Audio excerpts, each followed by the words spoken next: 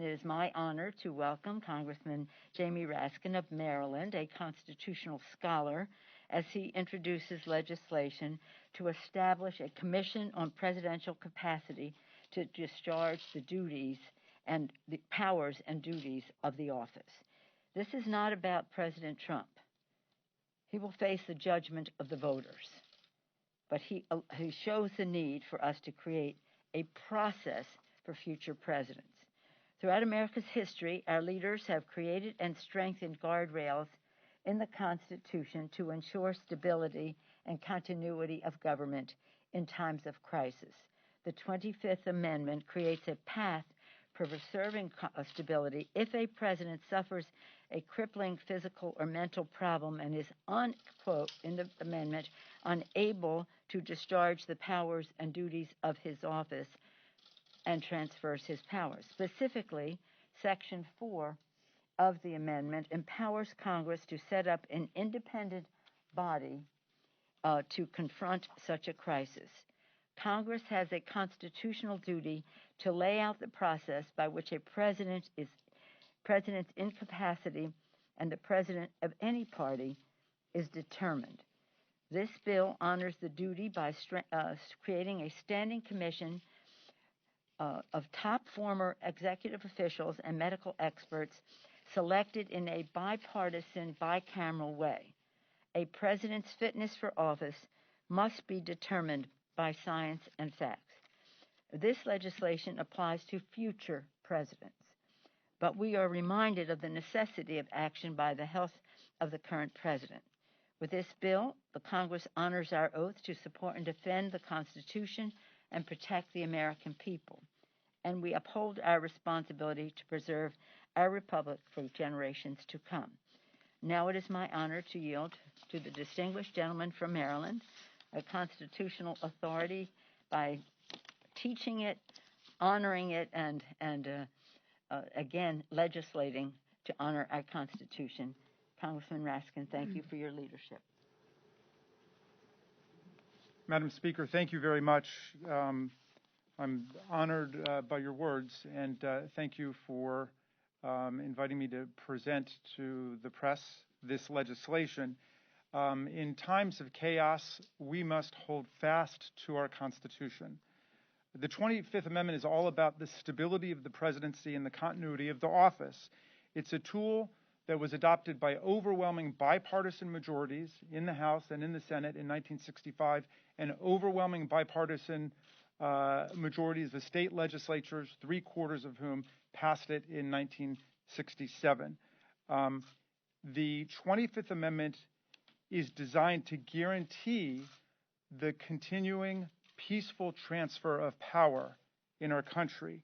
The principal authors of the amendment, like Senators Birch Bayh and Robert F. Kennedy and Congressman Emanuel Seller from New York, wanted to resolve basic questions about stability, continuity, and succession in the office of the presidency. So Section 1 established that if the presidency is vacant, the vice president becomes the president. And believe it or not, that was ambiguous at the time. Section 2 establishes that if the vice presidency is vacant, the president nominates a vice president, and by concurrent majority vote of the House and Senate, that nominee becomes the vice president.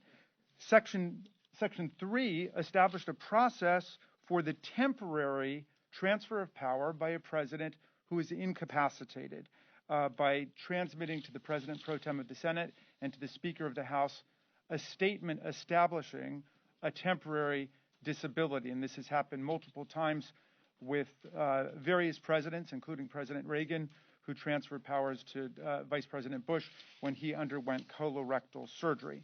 Now, Section 4 deals with the problem of a president who becomes incapacitated but has made no provision to temporarily transfer powers, meaning, in the words of Senator Birch Bayh, that the president is unable either to make or to communicate his decisions as to his own competency to execute the powers and duties of his office. In that case, the vice president and a majority of the cabinet, or the vice president and such other body that may be established by Congress, may determine that there is a presidential incapacity and notify the President pro tem and the Speaker of the House of that inability to conduct the powers and duties of office. In that case, the powers would be transferred to the Vice President. Now, if you read Section 4, you will see that the President has the opportunity to object, that he actually can conduct the powers despite what the Vice President and these bodies are saying. And ultimately, there would be a vote of the House and the Senate, and it requires 2/3 to side with the Vice President. So it's made procedurally difficult to make sure that this is really only for the most extreme situations where you have a president who cannot fulfill the functions of the office. Now, it's never been necessary, but the authors of the 25th Amendment thought it essential in the nuclear age to have a safety valve option. And as they often said, we have 535 members of Congress, but we only have one president. In the age of COVID-19, which has killed more than 210,000 Americans and now ravaged the White House staff, the wisdom of the 25th Amendment is clear.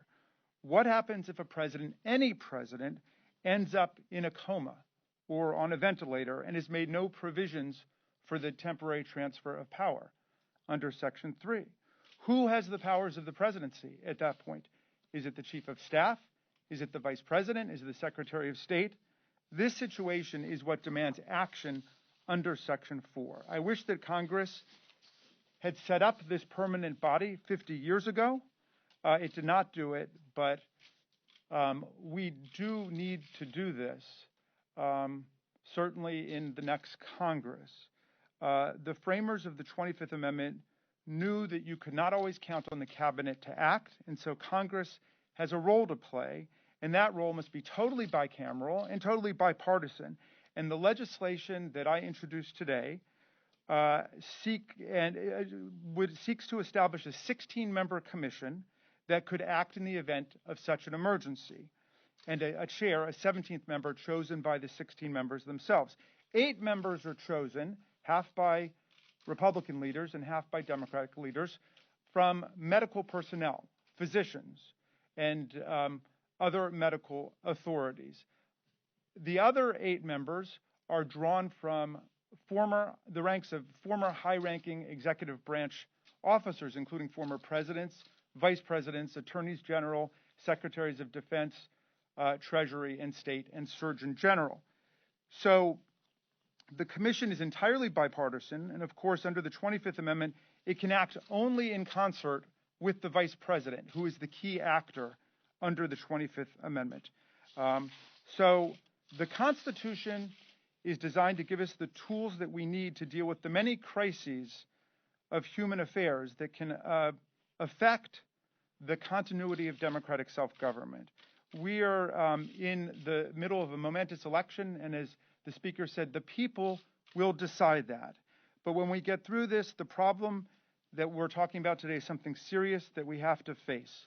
And I'm delighted to introduce this legislation and to answer any questions you may have. Madam Speaker, can you address the concern here with this commission? And this is a two-part question. Number one, the idea that medical professionals on this commission would not have examined the president. There are ethical issues as to whether or not that's appropriate for them to rule or make a judgment on a president's health if they have not done that. And number two, you say this is something in the future Congress that should be addressed. Mr. Speaker, you said this is not about this president. How can we read that at this point in time when you talk about COVID-19, this not being about this president? So I'll answer the first question. I'll let the Speaker take the second. The legislation sets up a process by which Congress, through concurrent votes in the House and the Senate, could direct the commission to conduct a medical exam of the president. And that would include whatever the members of the commission think is necessary to determine whether or not there's an incapacity. If the president refuses, and the president would have a right to refuse, that could be taken into account by the commission, which would have to rule based on all of the other evidence that it has. Again, this isn't about any judgment anybody has about somebody's behavior. This is about a diagnosis, a professional medical diagnosis. Let me just back up for a second just to put personal here. When this happened, it was after the assassination of President Kennedy. And you may not know this, you weren't born yet, but there was and Lyndon Johnson became president, there was no vice president. And if anything had happened to President Johnson, and his health was not the greatest, the Speaker of the House would have become the President of the United States. So this sets up how you would elect a vice president, how a vice president would be chosen by the president, but voted upon by the House and Senate. And of course, that's what happened with Gerald Ford. He was, after Spiro Agnew, all that, he was appointed the vice president and very popular in the Congress on both sides of the aisle, both sides of the Capitol. I love the story about how that happened because on his 90th birthday, Gerald Ford came to the House, which is where he sprang from. He was the minority leader. And I said, Mr. President, I'm so honored to serve. I was minority leader at the time. I'm so honored to serve in the position that you served in. And he said to me, I served with your father. I served with your father, and he started to tell me stories about that. When he died, I was the incoming speaker, and we had the honor of opening up the speaker's office and all the rest, even though I wasn't going to be sworn in for a day or two, but had possession of the speaker's office open to his family, who at the time he was minority leader, that's where he presided, and again, where his children came and did their homework and all the rest. So we have a real personal connection to Gerald Ford, who filled this spot as determined by the 25th Amendment to the Constitution. We can do a couple things at once. We can engage in our political activity for the public to make its verdict 25 days from now, and at the same time honor our responsibilities to have something in place that does not apply to this president, but certainly raises the issue. If a president, and this is, not with bad intention, if a president becomes incapacitated by stroke or ventilation, whatever it happens to be, that he would not have the ability, as Ronald Reagan had, as President George Herbert Walker Bush had, as President George W. Bush had, to make a judgment for this period of time, I transfer the power. So this sets up a formula. It's not for any of us to decide that. It's about a process to decide it. And as the distinguished gentleman said, without the vice president is crucial to this, and that would be the vice president of the president's party. Madam Speaker, just a few weeks ago, a week or two ago, you were toying with the idea of impeachment. Now you're talking about the. I was doing what? You're toying with the idea of impeachment. I was not toying with the idea of impeachment. And now you're talking have about a predicate that did not exist. Another question, because that is based on a false thing. Yes, sir. Madam Speaker, I'm just curious about the timing. Why introduce this legislation now? Why not wait until the new session of Congress? Things may have changed, may have a clearer view of the arc of the legislation and the Congress. Wouldn't it be easier when the decks are cleared just to wait until the next session? Be ready, and it takes time, and there's been a call for why not execute the 25th Amendment. That's not what we're doing. We're saying let us Congress exert the power that the Constitution gave it. Jamie, did you want to speak to that? It's interesting that when I found that the body had never been set up, and I guess the reason is that there's never a really good time to do it because it's always seen just in its local circumstance as opposed to the need to have this institutionally. So I guess I would say the situation has focused everybody's mind on the need for following through on this suggestion in the 25th Amendment that Congress set up its own body. And I think, again, in the age of COVID-19, where a lot of government actors have been afflicted by it, we need to act. Does that vote Madam Speaker. To my colleague's question, I mean, this is a president who has been impeached. You've made comments in recent days suggesting that you think his mental state might be affected by the drugs that he's on. What do you say to those who see what you're doing now and say, aha, this is just another attempt to go around the public and try to get rid of this president, through a way that's not an election? Well, let me first say what I said about the president and the drugs was there are those who believe that taking certain medications can affect your judgment. I don't know. I said, let's say what I actually said. I don't know. That's what I said on a call with my members. So you may have gotten it through several times removed. There are those medical professionals who say that certain medications can impair judgment. I don't know. And this is not, I appreciate your question because this is really important. It's not about any of us making a judgment about the president's well-being. It's about this respected, bipartisan, both aspects of it, the medical side of it and the dignitary statesman side of it, are selected equally by the speaker, the leader, the speaker, the leader of the leader in a bipartisan way.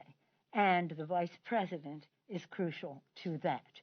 When we do legislation, it's important to socialize it so that people understand why, so that we would like to have it in place.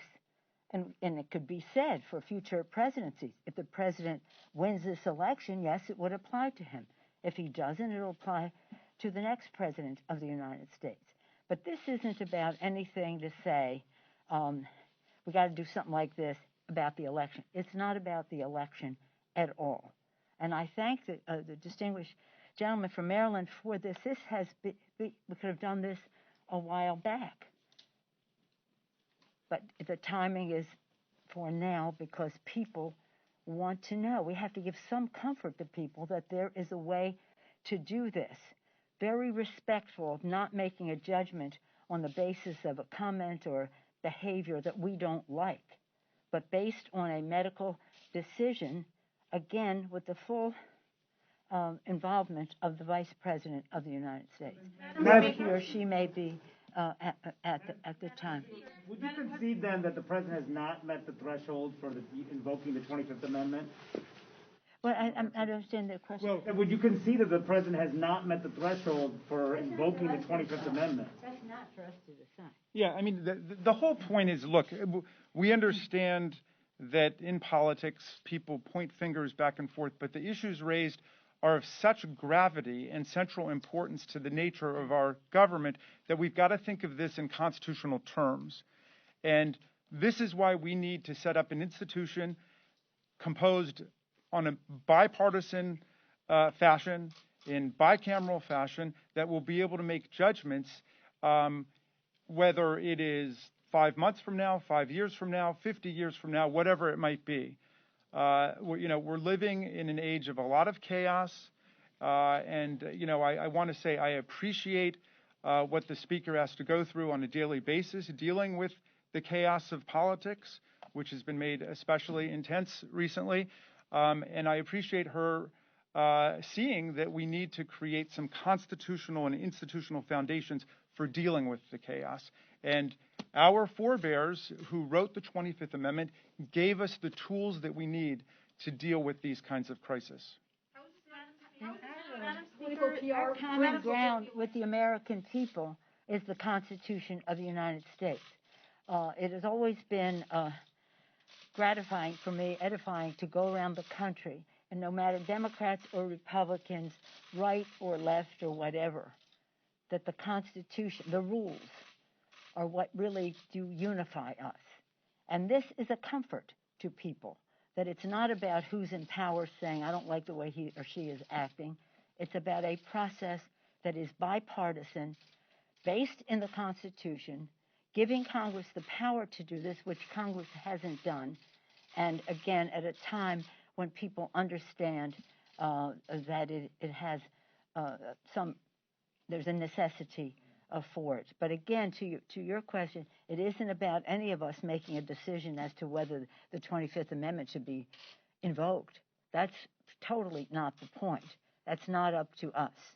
That's not up to us. But I do go back to Mr. Raskin's point. Just put yourself in a situation and your responsibilities to your family.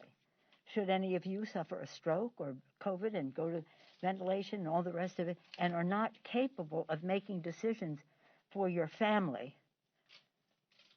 just because it's unforeseen, accidental, whatever happens, wouldn't you have in advance like to have had a plan for your family, even if it's temporary, God willing, even if it's temporary, that would be in place. So that's what this is. Madam Speaker, on a related note, do you think... You suggested that... This will take one more because Thanks, Madam I Speaker. have a day job. You've suggested that President Trump has an altered state of mind. What are the indications of that? And if I may, recently you commented on UK Brexit policy. Do you think Prime Minister Boris Johnson is an example of somebody whose capacity to govern is reduced by coronavirus? I have no idea, nor do I have of President Trump. I just said he is under medication. Any of us who is under medication of that seriousness is in an altered state. He has bragged about the medication that he has taken. And again, there are articles by medical professionals saying this could, as I said earlier, could have an impact on judgment. I don't have the faintest idea about Boris Johnson, but I'm glad you brought up this subject because I think we have to be very careful about what happens in the UK.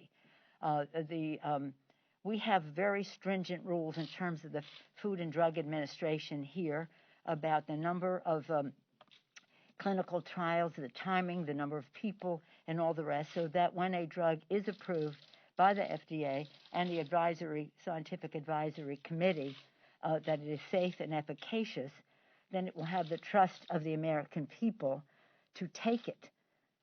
Vaccines are about trust. We want people to take it. So we pray that it is soon. The sooner the better. Not one day sooner than it is safe and efficacious, but not one day later either. And my concern is that the UK's system for that kind of judgment is not on a par with ours in the United States. So if Boris Johnson decides he's going to approve a drug and this president embraces that, that's the concern that I have about any similarity between the two. Thank you all very much. Madam Speaker, on a related note, do you think it's safe for the president to go out campaigning tomorrow?